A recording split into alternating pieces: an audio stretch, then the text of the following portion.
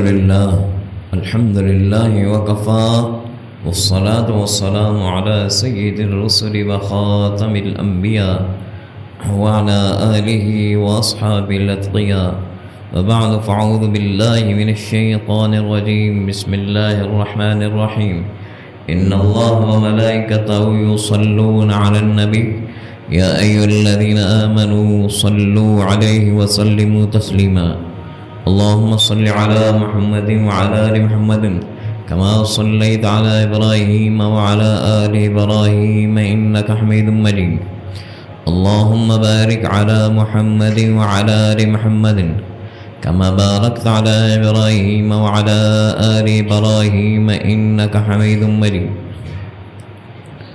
محترم حضرات، اللہ تعالیٰ نے اپنے بندوں کو ایک ایسی تعلیم دی کہ اس تعلیم میں بندوں کا بہت فائدہ ہے، اور حقیقت یہ ہے کہ اللہ تعالیٰ نے اپنے بندوں کو جتنے بھی حکم دیے ہیں ان تمام احکامات میں بندوں کا ہی فائدہ ہے.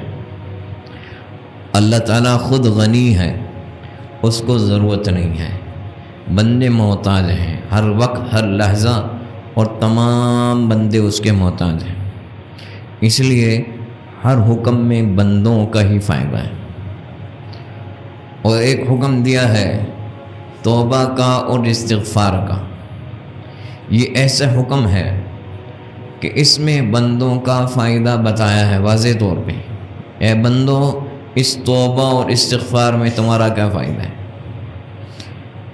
چنانچہ سورہ ہود میں موجود ہے وَأَنِ اسْتَغْفِرُوا رَبَّكُمْ، اللہ کے پیغمبر فرماتے ہیں وَأَنِ اسْتَغْفِرُوا رَبَّكُمْ ثُمَّ تُوبُوا إِلَيْهِ، اے اللہ کے بندو، اللہ سے مغفرت طلب کرو اور اللہ کے طرف رجوع کرو تو کیا ہوگا؟ يُمَتِّعُكُمْ مَتَاعًا حَسَنًا إِلَىٰ أَجَلٍ مُّسَمًّى، جب تک تمہاری زندگی ہے اللہ تمہیں اچھی زندگی دے دے گا. اچھی زندگی سبھی چاہتے ہیں، کون ہے جو اچھی زندگی نہیں چاہتا؟ اور ساری دنیا کی زندگی کی بھاگ دوڑ اچھی زندگی کے لیے ہو رہی ہے، ساری کوششیں اچھی زندگی کے لیے ہو رہی ہیں. جائز کوششیں ضرور کریں، لیکن پیچھے جو اصل سبب بتایا ہے کہ اللہ کی طرف رجوع کرو، توبہ کرو، باقی اپنے حالات کی کوشش کرو، لیکن اس سے پیچھے جو ہے توبہ اور رجوع ہے. توبہ اور رجوع ہوگا تو اللہ تعالیٰ تمہارے حالات کو، تمہاری کوششوں کو کامیاب کر دے گا. توبہ اور استغفار نہیں ہوگی تو پھر تمہاری حالات سدھرنے کے بجائے خراب ہونے کی طرف جائیں گے، کوششیں تمہاری کامیاب نہیں ہوں گی. اسی فرمایا اللہ کی طرف مغفرت طلب کرو، رجوع کرو. یمتعکم متاعا حسنا الی اجل مسمی، جو وقت تمہارا ہے اس وقت تک اللہ تمہیں اچھی زندگی دے گا. اللہ کے پیغمبر نے پوری قوم کو کہا، ببانگ دہل کہا. یہ وہ ایسا عمل اور ایسا وظیفہ نہیں جو چھپا ہوا ہے، قرآن نے ذکر کیا اور اللہ کے پیغمبر نے پوری قوم کو کہا. اور پیغمبر کوئی بات اپنی طرف سے نہیں کہتے، اللہ کا حکم ہوتا ہے، اس لیے اللہ نے اس کو قرآن میں بھی ذکر کیا. استغفار اور توبہ. صالح علیہ السلام نے اپنی قوم کو کہا وَأَنشَأَكُم مِّنَ الْأَرْضِ وَاسْتَعْمَرَكُم فِيهَا، اس اللہ نے تمہیں زمین سے پیدا کیا اور زمین پہ آباد کیا. فَاسْتَغْفِرُوهُ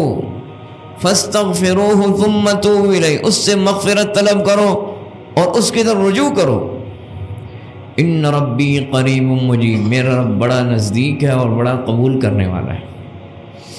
تو اللہ تعالیٰ نے اپنے پیغمبر صالح علیہ السلام کی زبان سے بھی اعلان کروایا پوری قوم کے لیے، کوئی ڈھکا چھپا اعلان نہیں.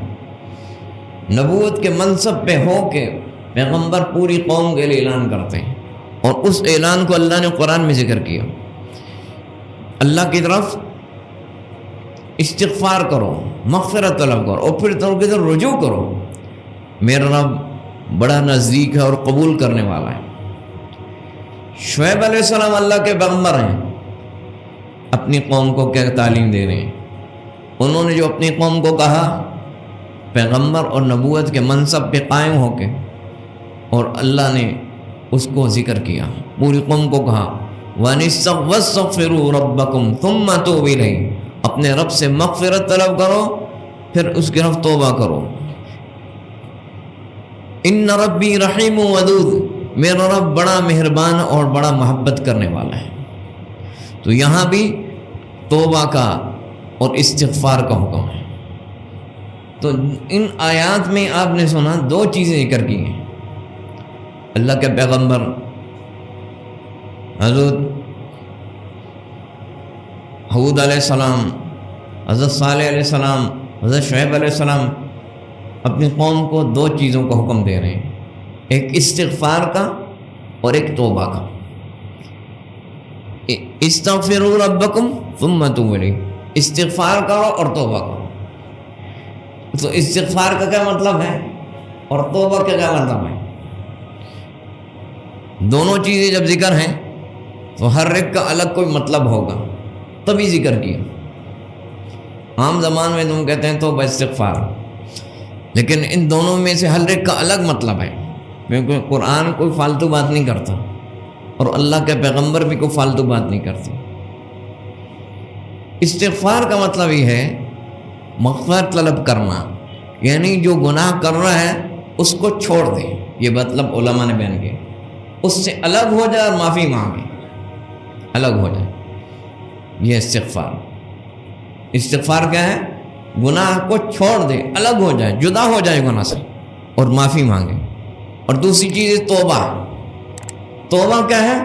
اللہ کی طرف رجوع کر لے، رجوع کرے، لوٹ جائے اللہ کی طرف کہ اللہ آئندہ مجھے بچا، یہ ہے آئندہ مجھے بچا، میں تیری بندگی کی طرف آتا ہوں، تیری فرمانبرداری کی طرف آتا ہوں، تیری اطاعت کی طرف آتا ہوں، یہ توبہ۔ توبہ کا مطلب ہے رجوع، اللہ کی طرف واپس لوٹے۔ تو دونوں چیزیں ضروری ہیں، گناہ کو چھوڑنا بھی ضروری ہے اور چھوڑنے کے ساتھ معافی مانگنا بھی ضروری ہے کہ اللہ میں گناہ میں لگا ہوا تھا، معاف کر دے، معاف کر دے۔ دوسری چیز توبہ۔ توبہ کا مطلب اللہ کی طرف لوٹتا ہوں، میں تیرے لوٹتا ہوں، تیری طرف آتا ہوں، تیری فرمانبرداری کی طرف آتا ہوں، آئندہ اس اور ہر گناہ سے بچنے کی طرف آتا ہوں، یہ توبہ۔ توبہ کا مطلب لوٹنا، اور استغفار معافی مانگنا، چھوڑنا، دونوں کو حکم دیا، دونوں ضروری ہے۔ استغفار کی بہت بڑی شان ہے، اللہ نے رکھی ہے۔ استغفار کا مطلب ہے مغفرت طلب کرنا۔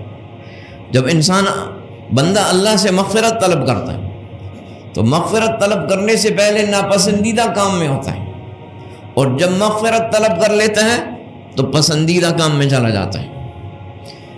مغفرت طلب کرنے سے پہلے اس کا عمل ادھورا ہوتا ہے، مغفرت طلب کرنے کے بعد اس کا عمل پورا ہو جاتا ہے۔ مغفرت طلب کرنے سے پہلے نچلے درجے میں ہوتا ہے، مغفرت طلب کرنے کے بعد اس کا درجہ اوپر ہو جاتا ہے۔ اس لیے گناہ گار کے لیے صرف توبہ نہیں ہے، عبادت گزاروں کے لیے بھی توبہ ہے، فرمانبرداروں کے لیے بھی توبہ ہے۔ یہ نہیں کہ صرف گناہ گار توبہ کریں، فرمانبردار بھی توبہ کریں، عبادت گزار بھی توبہ کریں۔ جو عبادت گزار توبہ کرتا ہے، فرمانبردار توبہ کرتا ہے، تو اس کی توبہ ہر گھڑی کی توبہ اور اس کو اللہ کے اور قریب کر دیتی ہے، اس کے درجے کو اور بلند کر دیتی ہے، اس کے مرتبے کو اور اونچا کر دیتی ہے۔ اس لیے ہر لحظے، ہر لمحے، کیونکہ جب بندہ جو اللہ کے قریب ہوتا ہے تو ایک یہ بھی مرتبہ آتا ہے کہ انسان چاہتا ہے، اور یہ حکم ہے کہ کسی لحظے میں، کسی لمحے میں، کھانے میں، پینے میں، اٹھنے میں، جاگنے میں اللہ سے غافل نہ ہو۔ تو وہ جو توبہ کرتا ہے اس کی طرف اللہ کی طرف توجہ اور رجوع بڑھتا ہے، اللہ کی طرف دھیان بڑھتا ہے۔ توبہ بہت بڑی طاقت والی چیز ہے اور اللہ کو قریب کرنے والی، گناہ گاروں کو نیچے سے اوپر لے کے آتی ہے اور فرمانبرداروں کو اور اوپر لے کے جاتی ہے۔ دونوں کے لیے کامیابی کا راستہ ہے توبہ اور استغفار۔ اب یہاں پہ ایک بات سمجھنی ہے، اللہ تعالیٰ نے جب توبہ کو حکم دیا اپنے پیغمبر صلی اللہ علیہ وسلم کو استغفار کا، تو دو چیزوں کا حکم ہے۔ کون سی دو چیزوں کا؟ وہ دو چیزیں سمجھ لیں۔ پہلے لا الہ الا اللہ کا حکم ہے، پھر استغفار کا حکم ہے۔ یہ قرآن کی میں آیتیں پڑھتا ہوں، پھر آپ کو اندازہ ہوگا۔ لا الہ الا اللہ اور استغفار، یہ دونوں کیوں جمع ہیں؟ چنانچہ اللہ تعالیٰ اپنے پیغمبر صلی اللہ علیہ وسلم کو فرماتے ہیں، سورہ محمد ہے، فَعْلَمْ أَنَّهُ لَا إِلَهَ إِلَّا اللَّهُ، اے پیغمبر جان لیں اللہ کے سوا کوئی الہ نہیں۔ آپ کو حکم، آپ کے واسطے سے پوری امت کو حکم، فَعْلَمْ أَنَّهُ لَا إِلَهَ إِلَّا اللَّهُ، جان لیں اللہ کے سوا کوئی الہ نہیں۔ لا الہ الا اللہ کی تعلیم ہوگی، اس کے بعد وَاسْتَغْفِرْ لِذَنبِكَ، اپنے لیے بھی مغفرت طلب کریں۔ تیسرا حکم وَلِلْمُؤْمِنِينَ وَالْمُؤْمِنَاتِ، ایمان والے مرد اور عورتوں کے لیے مغفرت طلب کریں۔ تو پہلے حکم ہے لا الہ الا اللہ، جان لیں لا الہ الا اللہ، اللہ کے سوا کوئی الہ نہیں، کوئی کارساز نہیں، کوئی کام بنانے والے نہیں، کوئی مشکلیں دور کرنے والا نہیں، کوئی حاجتیں پورے کرنے والا، لا الہ الا اللہ۔ وَاسْتَغْفِرْ لِذَنبِكَ، اب اپنے لیے معافی طلب کریں اور ایمان والوں کے لیے معافی طلب کریں۔ اسی طرح قرآن پاک کی دوسری آیت ہے سورہ ہود میں، اللہ تعبدوا الا اللہ، اللہ کے سوا کسی کی بندگی نہ کرو، یہ توحید ہے، لا الہ الا اللہ۔ لا اللہ کا حکم ہو گیا، اب دوسرا حکم وَأَنِ اسْتَغْفِرُوا رَبَّكُمْ ثُمَّ تُوبُوا إِلَيْهِ، اللہ سے مغفرت طلب کرو، اس کے رجوع کرو۔ تو پہلے حکم ہے اللہ کے سوا کسی کی بندگی نہ کرو، لا الہ الا اللہ ہے اس کی بندگی۔ دوسرا حکم ہے اللہ سے استغفار کرو، اس کی طرف توبہ کرو۔ اس طرح سورہ فصلت قرآن کی تیسری آیت ہے، اس میں بتاتا ہوں، قُلْ إِنَّمَا أَنَا بَشَرٌ مِثْلُكُمْ يُوحَىٰ إِلَيَّ أَنَّمَا إِلَٰهُكُمْ إِلَٰهٌ وَاحِدٌ، مجھ پہ یہ وحی کی گئی ہے کہ بے شک تمہارا کوئی الہ نہیں مگر ایک الہ ہے، تمہارا کوئی الہ نہیں مگر ایک الہ ہے۔ الہ کس کو کہتے ہیں؟ الہ کس کو کہتے ہیں؟ یہ عربی کا لفظ ہے، اس کا مطلب یہ ہے کہ جس کی طرف اپنی حاجتوں میں، اپنی ضرورتوں میں، اپنی مشکلات میں لوگ رجوع کریں، وہ الہ ہے۔ تو اللہ الہ ہے، لا الہ الا اللہ، یعنی اللہ کے سوا کوئی ایسا نہیں جس کی طرف انسان رجوع کرے، اپنی مشکلوں میں، حاجتوں میں، ضرورتوں میں اس کے رجوع کرنا ہے۔ لا الہ الا اللہ، انما الہکم الہ واحد، تمہارا الہ ایک ہے۔ اس کے بعد فاستقیموا الیہ واستغفروا، اس کی طرف مکمل طور پہ متوجہ ہو جاؤ اور اس پہ جم جاؤ۔ لا الہ الا اللہ کا حکم، پھر استغفار کا حکم۔ اسی طرح قرآن کی تیسری آیت سورہ ہود میں، یا قوم اعبدوا اللہ ما لکم من الہ غیرہ، اللہ کے پیغمبر کہتے ہیں ہود علیہ السلام، اے قوم اللہ کی بندگی کرو، اس کے سوا تمہارا کوئی الہ نہیں۔ دوسرا حکم وَيَا قَوْمِ اسْتَغْفِرُوا رَبَّكُمْ ثُمَّ تُوبُوا إِلَيْهِ، اے قوم اللہ سے مغفرت طلب کرو، پھر رجوع کرو، پھر توبہ کرو۔ یہ تین آیتیں میں نے پیش کی آپ کے سامنے، تقریباً 3 آیات۔ ان میں اللہ نے پہلے حکم دیا توحید کا، لا الہ الا اللہ کا، اپنے پیغمبر کو اور باقی پیغمبروں نے، رسول کریم صلی اللہ علیہ وسلم کو بھی اور باقی پیغمبروں نے اپنی امتوں کو بھی، سب پہلے لا الہ الا اللہ، اس کے بعد استغفار۔ اس کا مطلب ہے لا الہ الا اللہ اور استغفار دونوں کا بڑا تعلق ہے، وہ میں بتاتا ہوں آپ کو، آگے بتاتا ہوں، لیکن تھوڑا سمجھنا ہے اس بات کو، اس تعلق کو سمجھنا ہے، لا الہ الا اللہ کا اور استغفار کا تعلق کیا ہے۔ ایک حدیث پاک میں دعا بتائے گی، جب آدمی مجلس میں اٹھے تو یہ دعا پڑھ لیں، تو اگر مجلس میں نامناسب بات ہوگی تو اس کا کفارہ ہوگی یہ دعا۔ کیا دعا ہے؟ سبحانک اللہم بحمدک، امام ابو داود نے روایت کی ہے، سبحانک اللہم بحمدک اشہد ان لا الہ الا انت استغفرک واتوب الیک، یہ دعا پڑھیں۔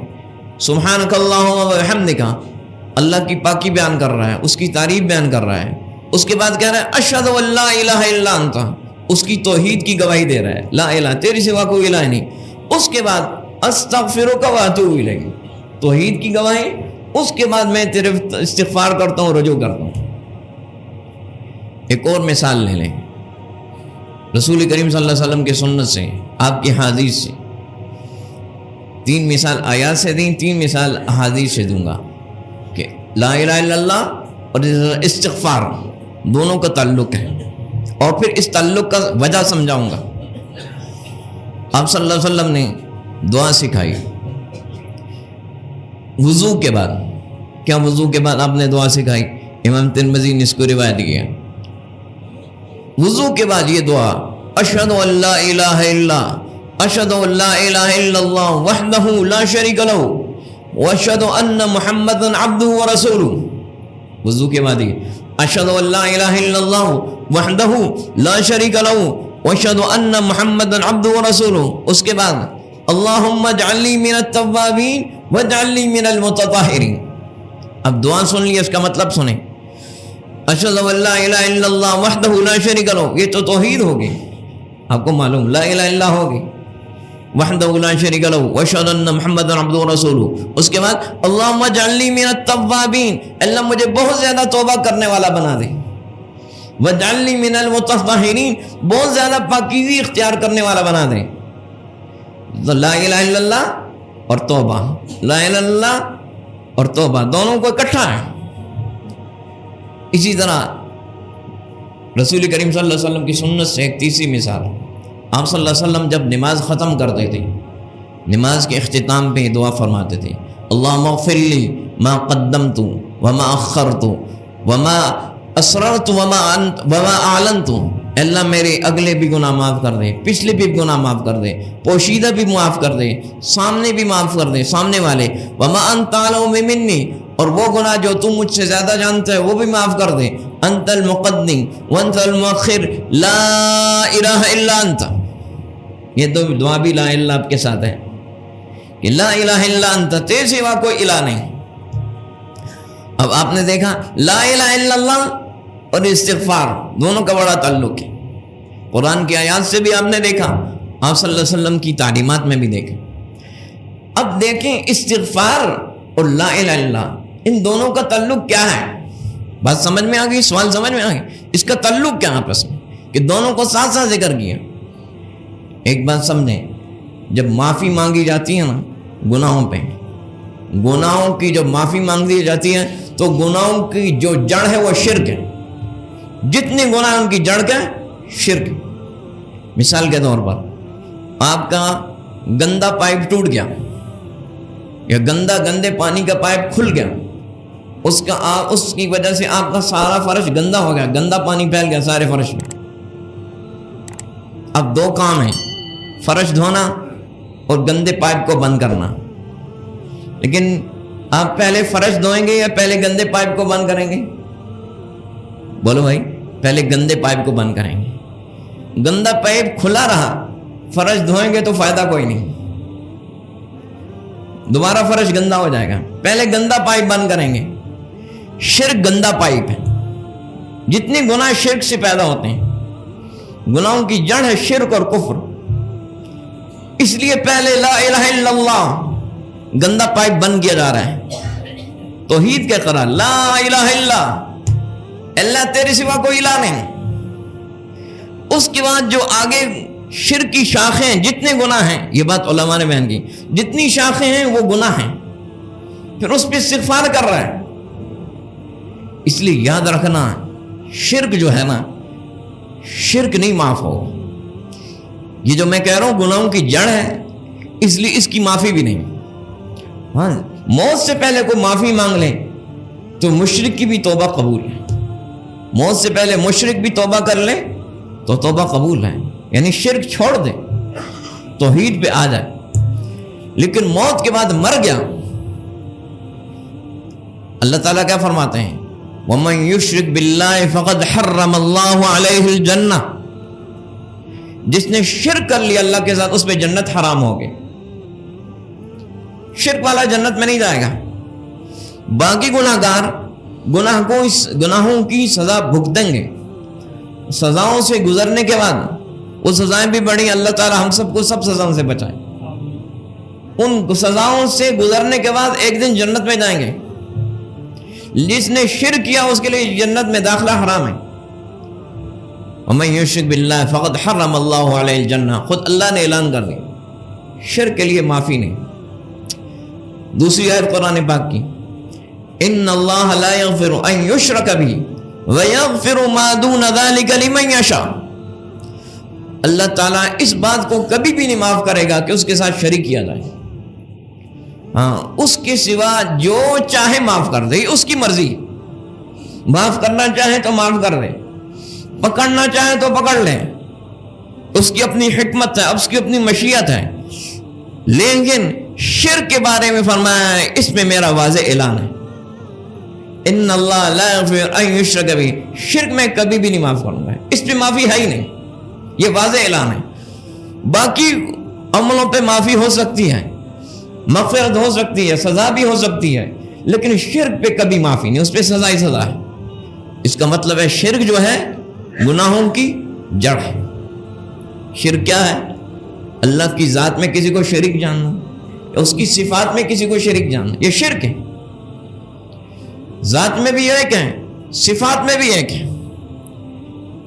صفات کا مطلب وہ کائنات کی ہر چیز کو سنتا ہے، سمیع ہے، ہر چونٹی کی چال بھی سنتا ہے، پہاڑوں میں جو کچھ ہے اس کو بھی سنتا ہے، آسمانوں میں جو کچھ چھوٹی سی چھوٹی چیز ہے اس کو بھی سنتا ہے، یہ اس کی صفت ہے، اس کے ساتھ کوئی شریک نہیں ہے۔ بصیر، ہر چیز کو دیکھتا ہے، کائنات میں ہر ذرے ذرے کو دیکھتا ہے، زمین کے تہوں کے اندر، آسمانوں کی تہوں کے اندر، کرات کی تہوں کے اندر، سمندر اور پہاڑوں کی تہوں کے اندر کیا کچھ ہے، ایک ایک ذرے کو دیکھتا ہے، بصیر ہے، اس کی صفت میں کوئی شریک نہیں۔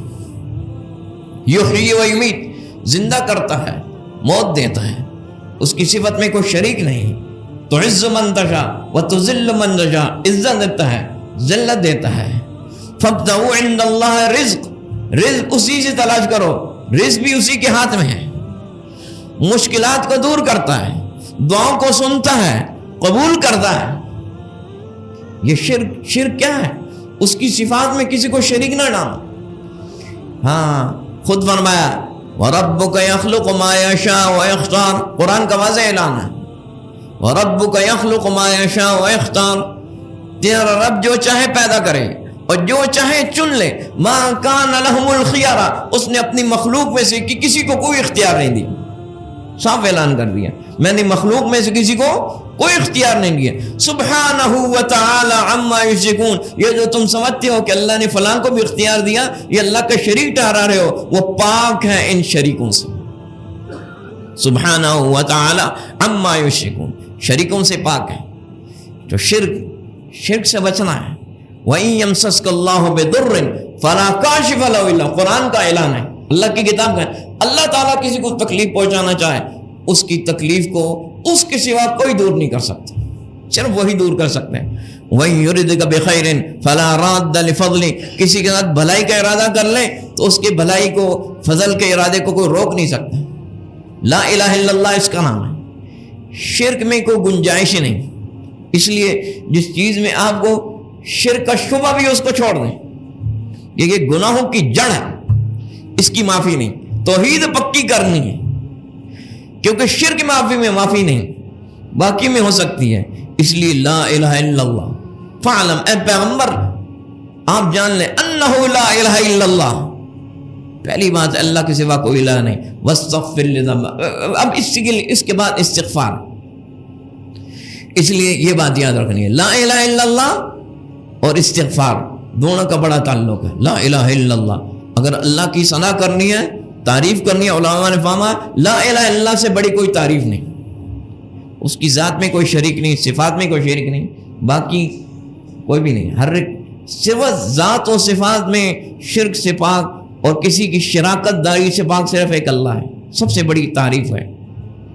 وَبَلَغَ الدُّعَاءَ اسْتَغْفِرُ، اور سب سے بڑی دعا استغفار ہے، استغفار سے آپ کے مسئلے حل ہوتے ہیں، جو چاہتے ہیں وہ پورا ہوتا ہے، مغفرت طلب کرنا۔ اب جو معافی مانگنا ہے، خود اللہ تعالیٰ فرما رہے ہیں وَمَن يَعْمَلْ سُوءًا او یظلم نفسہ ثم یستغفر اللہ یجد اللہ غفور رحیما، سورۃ النساء۔ جو آدمی برائی کا کام کرے یا اپنے اوپر ظلم کرے، ثم یستغفر اللہ، پھر اللہ سے مغفرت طلب کرے، یجد اللہ غفور رحیما، اللہ کو بہت زیادہ معاف کرنے والا، رحم کرنے والا پائے گا۔ ہاں دوسری آیت، وَإِذَا فَعَلُوا فَاحِشَةً أَوْ ظَلَمُوا أَنفُسَهُمْ ذَكَرُوا اللَّهَ فَاسْتَغْفَرُوا لِذُنُوبِهِمْ، اگر وہ بے حیائی کا کام کرتے ہیں یا اپنے اوپر ظلم کرتے ہیں، پھر گناہ، ہر گناہ اپنے اوپر ظلم ہے، گناہ کو ظلم قرار دیا کہ انسان گناہ کرتے ہیں، اپنے اوپر ظلم کر رہے ہیں۔ ذکروا اللہ، اللہ کی عظمت یاد آئی، اوہو میں نے کس کی نافرمانی کی، فاستغفروا لذنوبہم، تو گناہوں پہ مغفرت طلب کرتے ہیں۔ وَمَن يَغْفِرُ الذُّنُوبَ إِلَّا اللَّهُ، اللہ فرماتے ہیں اللہ کے سوا کون ہے جو گناہ کو معاف کرے۔ یہاں بات یہ رکھنی ہے، گناہ معاف کرنے کا بھی اختیار اس نے اپنے پاس رکھا ہے، گناہ معاف کرنے کا اختیار بھی کسی کو نہیں دیا، کسی کو نہیں دیا۔ عیسائی جو ہے نا، عیسائی یہ پوپ، ان کی پوپ کے پاس اختیار ہے کہ معافی دے دے، پوپ کو اختیار ہوتا ہے معافی دے دیتا ہے۔ اللہ نے معافی کا اختیار اپنے پاس رکھا، کسی کو نہیں دی، حتیٰ کہ سب سے بڑے پیغمبر رسول کریم صلی اللہ علیہ وسلم کو بھی کہا کہ بندے گناہگار جب آتے ہیں، وَاسْتَغْفِرْ لِذَنبِكَ وَلِلْمُؤْمِنِينَ وَالْمُؤْمِنَاتِ، مغفرت کا اختیار میں نے اپنے پاس رکھا ہے، جب گناہگار آپ کے پاس آئیں آپ ان کے لیے مجھ سے استغفار کریں کہ اللہ ان کو معاف کر دے۔ معافی کا اختیار اللہ نے اپنے پاس رکھا، میں معاف کروں جس کو چاہوں، میں معاف نہ کروں جس کو چاہوں۔ اس لیے پیغمبروں کے سردار جب آپ کے پاس لوگ آئیں تو آپ ان کے لیے مجھ سے استغفار کریں، اللہ معاف کر دے ایمان والوں کو، اللہ ایمان والے مردوں اور وَاسْتَغْفِرْ لِذَنبِكَ وَلِلْمُؤْمِنِينَ وَالْمُؤْمِنَاتِ، ایمان والوں کے لیے آپ استغفار کریں کہ اللہ ان کو مغفرت کر دے، اللہ میری امت کی مغفرت کرے۔ مغفرت کے اختیار بھی میرے پاس ہے، کسی کے پاس نہیں۔ اس لیے یاد رکھنا ہے تو استغفار کے بہت فائدے ہیں۔ حضرت حسن بصری رحمۃ اللہ علیہ کے پاس ایک تابعی ہیں، تابعین میں سے بڑے عالم، ایک شخص آیا، اس نے کہا خشک سالی ہے، بارش نہیں ہو رہی، آپ نے فرمایا اللہ سے مغفرت طلب کر، استغفار کر۔ دوسرا آدمی ہے، اس نے کہا مالی تنگی ہے، آپ نے فرمایا استغفار کر۔ تیسرا آیا، اس نے کہا کہ میرے کھیت سوکھ گئے، باغ سوکھ گئے، ہمیں استغفار کا۔ ایک شخص آیا، اس نے کہا میری اولاد نہیں، ہمیں استغفار کا۔ پھر لوگوں کو سمجھایا کہ دیکھو اللہ تعالیٰ نے ذکر کیا، نوح علیہ السلام کا ذکر، فَقُلْتُ اسْتَغْفِرُوا رَبَّكُمْ إِنَّهُ كَانَ غَفَّارًا، نوح علیہ السلام فرما رہے ہیں فَقُلْتُ اسْتَغْفِرُوا رَبَّكُمْ إِنَّهُ كَانَ غَفَّارًا، اللہ سے معافی طلب کرو، معاف کرنے والا ہے۔ کیا ہوگا معافی طلب کرنے میں؟ سچے دل سے، جب تم سچے دل سے معافی مانگو، يُرْسِلِ السَّمَاءَ عَلَيْكُمْ مِدْرَارًا، آسمان سے موسلادھار بارش برسے گی، وَيُمْدِدْكُمْ بِأَمْوَالٍ وَبَنِينَ، مال بھی بڑھ جائیں گے، اولاد بھی، بیٹے بھی بڑھ جائیں گے، وَيَجْعَلْ لَكُمْ جَنَّاتٍ وَيَجْعَلْ لَكُمْ مَنْهَارًا، جنت بھی، باغات بھی ملیں گے، نہریں بھی ملیں گی۔ یہ سارے فائدے استغفار پہ بتائیں، بارش بھی، مغفرت پہ طلب کرنے پہ، اولاد بھی، فقر کی تنگی بھی، اللہ تعالیٰ نے یہ مسئلہ بتا دی، تو اتنا واضح عمل بتایا ہے، اس کو اختیار کیا جائے، اور رسول انسان کے ذمہ ہے استغفار کریں، اور بہت زیادہ استغفار کریں، چلتے پھرتے ہیں اللہ مجھے معاف کر دے، اللہ مجھے معاف کر دے، میری مغفرت کر دے، استغفر اللہ واتوب الیہ، استغفر اللہ الذی لا الہ الا هو الحی القیوم واتوب الیہ۔ اور نہیں آتا استغفر اللہ، اگر یہ بھی نہیں آتا اردو میں کہے، پنجابی میں کہے، پشتو میں کہے، سندھی میں کہے، انگریزی میں کہے، جاپانی میں کہے، اللہ مجھے معاف کر دے، اٹھتے بیٹھتے کہے اللہ مجھے معاف کر۔ ایک بزرگ ہیں میرے پاس آتے ہیں، جب آدمی بوڑھا ہوتا ہے اس کے جسم میں دردیں ہوتی ہیں، اٹھتا ہے تو بھی درد، لیٹتا ہے تو بھی درد، اللہ تعالیٰ جوانی بڑھاپا سب کو صحت دے۔ تو ان کی عادت ہے، اٹھنے کہتے ہیں، پنجابی میں کہتے ہیں ہائے جانی، جب انسان درد ہوتا ہے نا، ہائے جانی، اٹھتے ہیں ہائے جانی، بوڑھے آدمی کو پٹھوں میں درد ہو ہے. میں نے کہا بزرگوں آپ ہائے جانی نہ کہا کرو, کوئی اللہ مجھے معاف کر دے.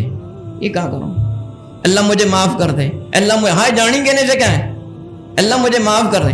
اس زبان پہ آپ بلائیں معافی مانگنا, چلتے بیٹھتے اٹھتے بیٹھتے, سیڑھی چڑھ رہے ہیں اتر رہے ہیں, مشکل آ گئی, تکلیف آ گئی, پریشانی آ گئی, اللہ مجھے معاف کر دے, اللہ میری مغفرت کر دے, اللہ مجھ پہ رحم کر دے. عادت بنائیں. ہاں بعض لوگ کہتے ہیں استغفار سچی نہیں ہوتی, سچی نہیں ہوتی. بے شک استغفار سچی ہو تبھی کامیاب ہے, لیکن سچی نہیں ہوتی. زبان پہ تو لائے نا, زبان پہ لانا شروع کریں, انشاءاللہ ایک دن سچی بھی ہو جائے گی, ایک دن دل کی گہرائیوں کے ساتھ بھی ہو جائے گی, لیکن زبان پہ تو لانا ہے. اللہ بڑا کریم ہے, زبان پہ استغفار لائیں وہ دل کو بھی متوجہ کر دے گا. دل پہ آئے گی تو جسم بھی متوجہ ہوگا. توجہ تو کرے نا. قیامت کے دن اعمال نامہ ملے گا, اس لیے اللہ اعمال نامہ آدمی دیکھے گا. اللہ کے نے فرمایا, آپ صلی اللہ علیہ وسلم فرمایا توبہ لمن وجد او وجد لمن وجد فی صحیفتی استغفارا کثیرا. اعمال نامہ انسان دیکھے گا, ہر عمل سامنے, ہر برا, وہاں استغفار بھی ہوگی. میں نے مغفرت طلب کی, اللہ سے معافی بھی زیادہ, اگر معافی زیادہ لکھی ہوگی اس میں بڑا خوش ہوگا کہ گناہوں کے مٹانے کا سامان بھی موجود ہے. اس کی کثرت کی جائے. اللہ تعالیٰ مجھے آپ کو سچی اور پکی توبہ اور زیادہ سے زیادہ استغفار و توبہ کی توفیق دے.